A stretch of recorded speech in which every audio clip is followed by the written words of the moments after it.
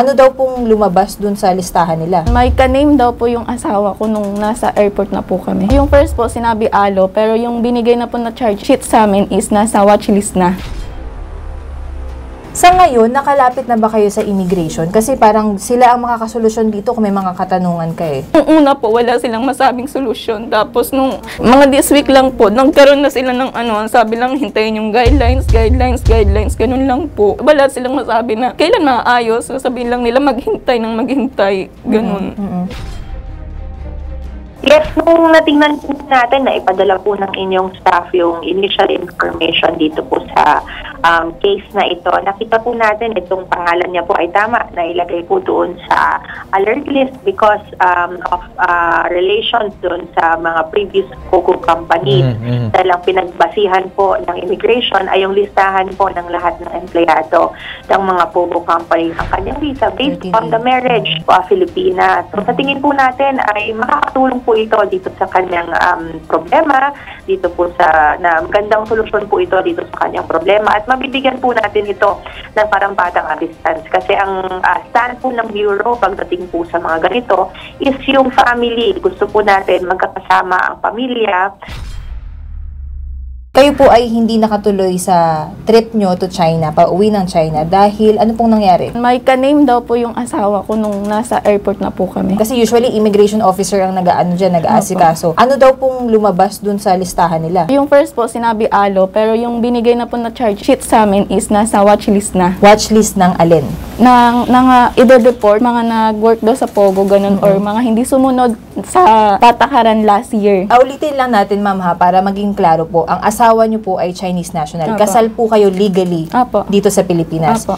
Kompleto po ba siya sa papeles, Apo. visa? Apo. Hindi po siya illegal worker dito? Hindi po. So, nagulat po ba kayo nung nangyari nung Nagulat na-hold kami. kayo sa immigration? Opo, nagulat kami. Mm-mm. Kasi po ang sinabi nila is, ang nasa list daw po nila is 9G working visa. Ang description ng 9G ng visa na yun ay Nagtatrabaho pa rin. sa Pilipinas. Opo, Okay. nagtatrabaho pa rin sa Pilipinas. Mm-mm. Pero ang hawak po ng asawa ko is, simula last year po is MCL, 13A po. Yung 13A naman, ano namang classification nun?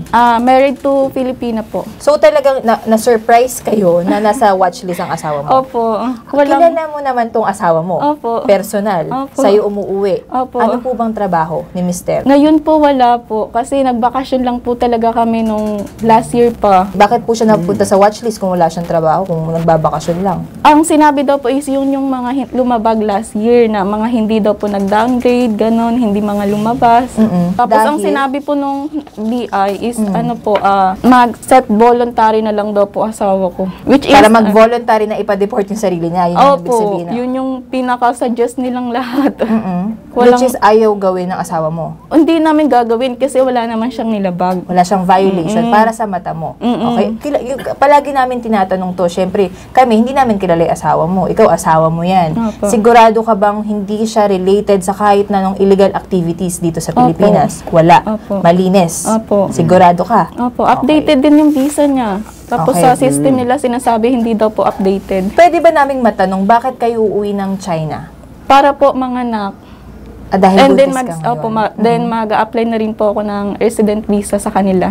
Bakit doon nyo gustong ipanganak yung baby nyo? Yung first po kasi na baby namin nawala. Okay. Dito. Sa Pilipinas. Kaya gusto nyo sa ibang bansa na lang muna ipanganak. Yun na lang yung namin. Yun yung talagang plano namin in the first place. Sa ngayon, nakalapit na ba kayo sa immigration? Kasi parang sila ang makakasolusyon dito kung may mga katanungan ka eh. Nung una po, wala silang masabing solusyon. Tapos nung wala silang masabi na kailan maayos, sabihin lang nila maghintay ng maghintay. Ganun. Pero itatanong ko na sa'yo. Kung sakali ang sagot lang dito talaga ay deportation o talagang kailangan ng sapilitang umuwi ng bansa ng China, yung mister mo, anong magiging sagot mo dun? Gusto ko lang malaman kung anong nilabag niya. Okay. Para maging klaro sa'yo.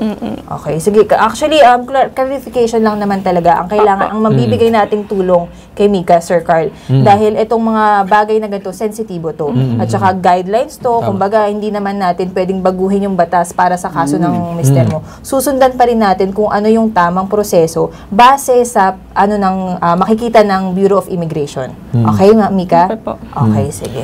Alright.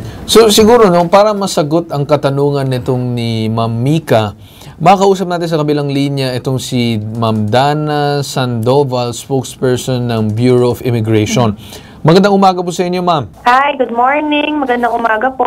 Ma'am, meron ba kayong any information or clarification regarding this matter? Yes, nung natingnan po natin na ipadala po ng inyong staff yung initial information dito po sa case na ito, nakita po natin itong pangalan niya po ay tama na ilagay po doon sa alert list because of relations doon sa mga previous cocoa companies.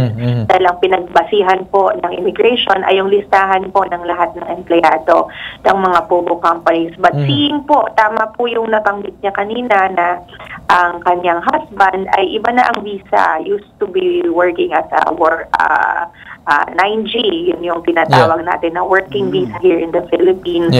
But ngayon po ay married, permanent residence, ang kanyang visa based on the marriage po Filipinas. So sa tingin po natin ay makakatulong po ito dito sa kanyang problema, dito po sa magandang solusyon po ito dito sa kanyang problema at mabibigyan po natin ito ng parampatang assistance. Kasi ang stand po ng Bureau pagdating po sa mga ganito is yung family. Gusto po natin magkakasama ang pamilya, wala pong naghihiwalay sa mga pamilya, mga anak, and asawa. So, lalong-lalo na po kung ang kanyang visa ay married na to a Filipina permanent residence na despite the affiliations with previous companies, ito po ay maikukonsidera siguro ng Bureau of Immigration. Okay. Siguro, ma'am, no, for that part, hindi naman na kami na mag-medal dun sa parte ng inyong investigasyon dito at sa assistance nyo dito kay ma'am. So, clarify nyo na may possible na sinasabing pag-link sa kanya dito sa mga sinasabing POGO companies or yung mga sinasabing natin mga companies na naka-watchlist siya yung mga empleyado. Tama po ba, ma'am? Yes po, ang pinagbasihan po kasi natin ay yung official list ng mga kumpanya na isinumiti po nila sa PAGCOR at yun po ang pinagbasihan ng Bureau of Immigration.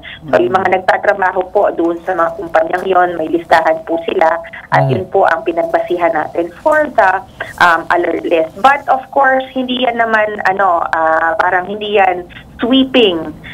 In that list, there are people who are permanent residents here in the Philippines already that can be considered na maalis po doon sa listahan na yon dahil sa kanilang status here in the Philippines. Sila ay permanent residents dito. So yan po ay kinukonsidera natin at kasama po yan dito sa mga adjustments na ginagawa po natin doon po sa mga listahan ng ipapadeport because we saw doon sa listahan po na na-provide sa atin ng ACOR that there are people who are permanent residents na dito sa Pilipinas. And yun nga po, ayaw natin pinaghihiwalay yung mga pamilya na magkakasama po dito in the country. Okay. Ma'am, siguro final question ko sa inyo. Ano po specifically yung naging violation nitong sinasabing asawa? Aside po dun, ma'am, sa sinasabi natin na affiliation with the companies, is there a direct link ba doon sa pangalan or is it a identity issue or ano ba, ma'am, yung naging problema po dito kung bakit mo naisama sa watchlist or talagang confirm po ba itong sinasabing asawa na kasama po dun sa listahan ng mga empleyado na binigay po ng PAGCOR? Actually, generally speaking po, itong mga nagtatrabaho or nagtrabaho po sa mga POGO companies, nilagay na po natin sa alert list because of the presidential directive na sila po ay umalis na ng bansa, magsara na po ng kanilang operations before December 31, 2024.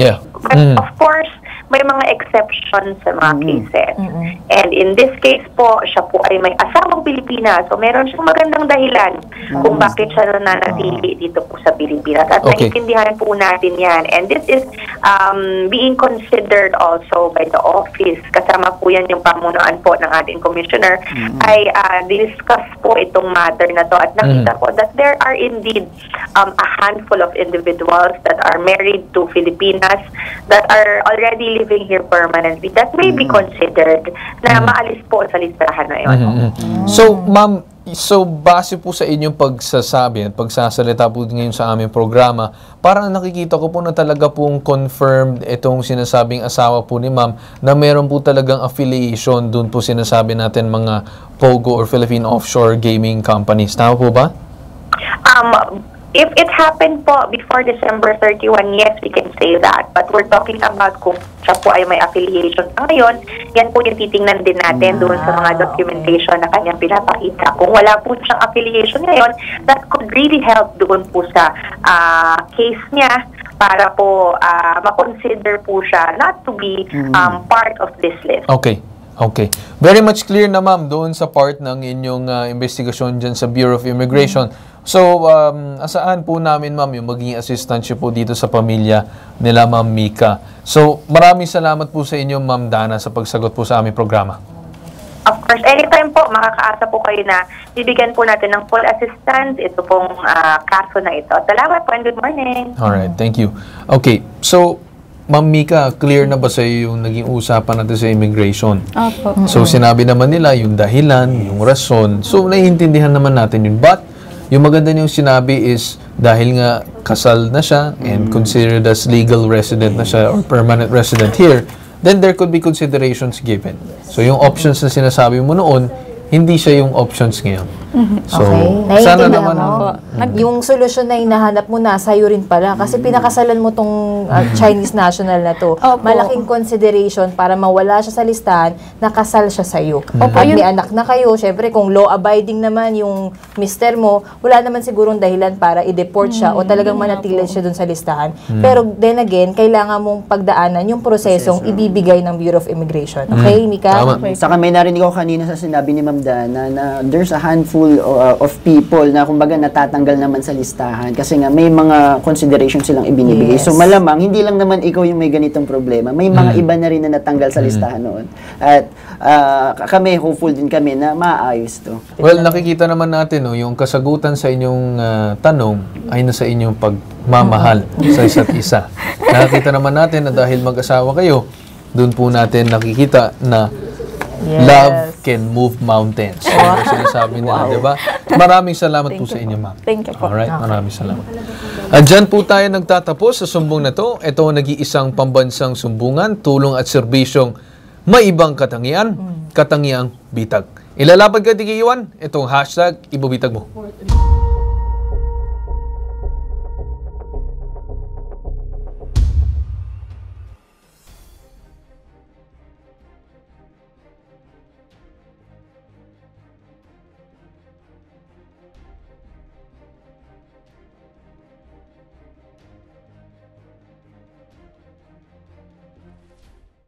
Hello po, ako po si Mika Palacio Liu at ang aking asawa na si Chin Liu po. Maraming salamat po sa hashtag ipabitag mo kay Sir Carl Tulfo.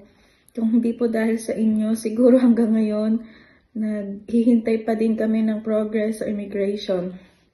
Bali ngayon po ay nasa China na po kami, kaya po maraming salamat. God bless po sa inyong studio at sa staff niyo po at sana po marami pa po kayong matulungan na katulad namin na hindi mahanap ang hustisya. Kaya po maraming salamat po, Sir Carl Tulfo.